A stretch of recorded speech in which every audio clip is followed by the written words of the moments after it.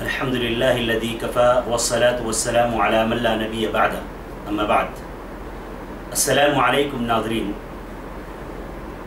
ہم ایک اہم موضوع کے تعلق سے آپ سے یہاں گفتگو کرنے کے لیے حاضر ہوئے ہیں. محترم ناظرین، ہم بحیثیت مسلمان گزشتہ کئی سالوں سے ایسے حالات میں زندگی گزار رہے ہیں کہ جس میں ہمیں اپنے وجود کی بقا کے لیے جد و جہد کرنی پڑ رہی ہے. ایسے حالات ہم پر آ رہے ہیں، ایسی پریشانیاں ہم پر آ رہی ہیں کہ ہمیں اپنے وجود کو باقی رکھنے کے لیے بڑی محنت کرنی پڑ رہی ہے. ایسے حالات میں اگر ایسے برے حالات سے نکلنے کا اگر کوئی صحیح راستہ ہو سکتا ہے، صحیح طریقہ ہو سکتا ہے، تو یہی ہو سکتا ہے کہ ہم بحیثیت قوم اپنے بچوں کی تعلیم کا صحیح بندوبست کریں. یعنی دوسرے لفظوں میں، اگر ایسے برے حالات سے نکلنے کا کوئی ون پوائنٹ ایجنڈا ہو سکتا ہے تو وہ صرف اور صرف تعلیم ہی ہو سکتا ہے. تعلیم کے بغیر کسی بھی میدان میں ہمیں کامیابی حاصل نہیں ہو سکتی ہے. ہمیں اگر کامیابی حاصل کرنی ہے، ہمیں من حیث القوم آگے بڑھنا ہے، تو ہمیں اپنی قوم کے ہر بچے کو مکمل دینی اور دنیاوی تعلیم دلانی ہوگی. اور دینی تعلیم اس طرح سے دلانی ہوگی کہ ہمارا بچہ دین کے تعلق سے مکمل طور پر واقفیت رکھتا ہوگا. خانہ پوری کے طور پر ہم دین کی تعلیم اپنے بچوں کو نہ دلائیں. خانہ پوری سے مطلب کیا ہے؟ خانہ پوری سے مراد یہ ہے کہ ہم اپنے گھر پر کسی صاحب کو بلا لیں، اپنے بچوں کو ناظرہ پڑھوا دیں اور اس کو چند دعائیں یاد کروا دیں اور یہ سمجھیں کہ ہم نے اپنے بچے کو مکمل دینی تعلیم دلا دی. ہم نے اپنے بچوں کو مکمل دینی تعلیم دلا دی، جبکہ معاملات ایسے نہیں ہیں. ہم اپنے بچوں کو جہاں دنیا کی تعلیم دلانے کی کوشش کرتے ہیں، اس کے لیے اچھے اسکول ڈھونڈتے ہیں، اچھے کالجز ڈھونڈتے ہیں اور ان کو صحیح طور پر دنیاوی تعلیم دلانا چاہتے ہیں، اسی طریقے پر ہمیں اپنے بچوں کے لیے دینی تعلیم کا بھی بندوبست کرنا ہوگا. ان کے اندر دینی فکر کو داخل کرنا ہوگا. ایسا بھی نہیں ہے کہ مسلمان مکمل طور پر تعلیم میں پچھڑے ہوئے ہیں. ایسا نہیں ہے کہ مکمل طور پر مسلمان تعلیم میں پستہ ہیں. آج بہت سارے لوگ ہیں جو اپنے بچوں کو اعلیٰ سے اعلیٰ تعلیم دلا رہے ہیں، لیکن دیکھنے میں یہ آتا ہے کہ ان کی اکثریت امت کے لیے، قوم کے لیے، ملی مفادات کے لیے بالکل بیکار کی حیثیت رکھتی ہے. اس کی وجہ کیا ہے؟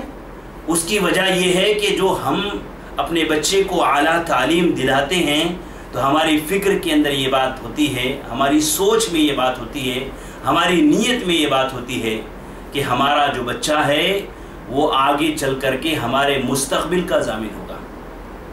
ہمارے بڑھاپے کی لاٹھی یہ بنے گا، ہمارے بڑھاپے کا سہارا یہ بنے گا. ہماری سوچ کے اندر اتنی بات ہوتی ہے.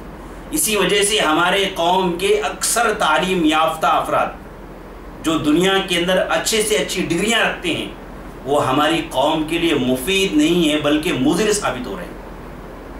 اس کی وجہ یہی ہے کہ ہماری فکر کے اندر، ہماری سوچ کے اندر یہ بات داخل ہے کہ ہم اپنی خود گردانہ سوچ کے ساتھ میں صرف اتنی نیت رکھتے ہیں، اتنا ہی سوچتے ہیں کہ ہمارا بچہ اعلیٰ تعلیم حاصل کر لے گا تو دنیا میں کچھ بن جائے گا. ہمارا بچہ اعلیٰ تعلیم حاصل کر لے گا تو ہمارے بڑھاپے کا سہارا بن جائے گا. میرے بھائیو اور دوستو، مجھے صرف ایک بات آپ سے کہنی ہے کہ آپ اپنی نیت کے اندر اتنی سی تبدیلی لائیں کہ ہم اپنے بچوں کو جب تعلیم دلا رہے ہیں تو ساتھ میں یہ نیت کر لیں کہ ہم اپنے بچے کو جو تعلیم دلا رہے ہیں یہ صرف میرے مستقبل کا ضامن نہیں ہے بلکہ پوری امت کا مستقبل اس کے ہاتھوں میں. اگر ہم یہ سوچ لیتے ہیں تو ہمارے بچے ہمارے قوم کے لیے آگے چل کر کے مفید ثابت ہوں گے. بنائیں ہم اپنے بچے کو جو بنانا چاہتے ہوں بنائیں. انجینئر بنائیں، ڈاکٹر بنائیں، پولیٹیشین بنائیں. جس فیلڈ میں ہم اس کو بھیجنا چاہتے ہیں بھیجیں.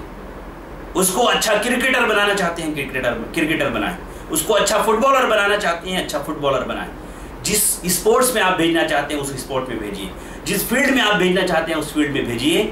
لیکن آپ ساتھ ساتھ میں اس بات کی فکر اپنے بچوں کے لیے کیجئے کہ ان کی زندگی کے اندر دین کی تعلیم ہو، اور دین کی تعلیم خانہ پوری کے طور پر نہیں بلکہ باقاعدگی کے ساتھ میں اس کی زندگی کے اندر دین کی تعلیم ہو۔ میرے بھائیوں، آج الحمدللہ آج پورے ہندوستان کے اندر اور پورے دنیا کے اندر کہہ لیجئے ایسے اسکولز کھل رہے ہیں، ایسے کالجز اوپن ہو رہے ہیں، جن کالجز کے اندر، جن اسکولز کے اندر ہمارے بچوں کی دنیاوی رہنمائی کے ساتھ ساتھ میں، دنیاوی تعلیم کے ساتھ ساتھ میں دین کی تعلیم بھی ہمارے بچوں کو دی جا رہی ہے، اسلامی ماحول کے اندر ہمارے بچوں کو تعلیم دی جا رہی ہے، اسلام کے مبادیات ان کو سکھلائے اور سمجھائے جا رہے ہیں۔ میں درخواست کروں گا آپ سے، میں گزارش کروں گا آپ سے کہ آپ اپنے بچے کو ایسے اسکولز اور ایسے کالجز کے اندر داخل کرائیں جہاں ان دونوں چیزوں کا اہتمام ہو۔